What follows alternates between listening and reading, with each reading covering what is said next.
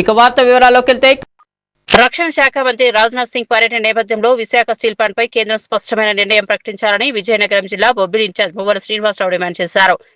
వీటిపై కేంద్ర మంత్రి అమిత్ షా స్పష్టమైన సమాధానం చెప్పాల్సిన అవసరం ఎంతైనా ఉందన్నారు. విశాఖ స్టీల్ ప్లాంట్ ఆనాడు కాంగ్రెస్ పార్టీ జాతికి అంకితం చేసి లక్షలాది మందికి ఉద్యోగ ఉపాధి అవకాశాలు కల్పించిందని, ఇప్పుడు కేంద్ర రాష్ట్ర ప్రభుత్వాలు అధికారాల కోసం ఆంధ్ర రాష్ట్ర ప్రజలకు అన్యాయం చేస్తున్నారని మువ్వల ఆవేదన వ్యక్తం చేశారు. అందరికీ నమస్కారం. ఈరోజు భారతరత్న మదర్ తెరీసా జన్మదినం సందర్భంగా ఆవిడికి ఘన నివాళులు అర్పిస్తూ ఉన్నాం. అయితే ఈరోజు కేంద్ర రక్షణ మంత్రి అమిత్ షా గారు విశాఖపట్నం వస్తున్నారు. మరి ఈ సందర్భంగా మేము సూటిగా ఒకటే అడుగుతూ ఉన్నాం.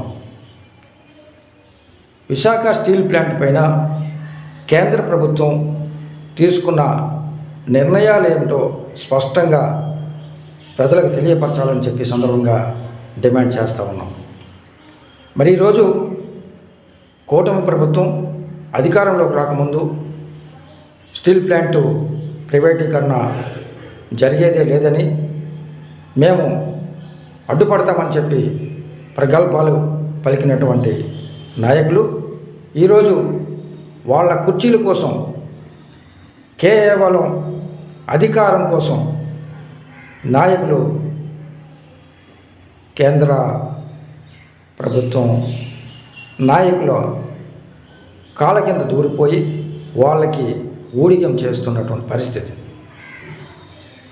అందుకే కేంద్ర ప్రభుత్వం ధైర్యంగా నిర్ణయాలు తీసుకుంటా ఉంది.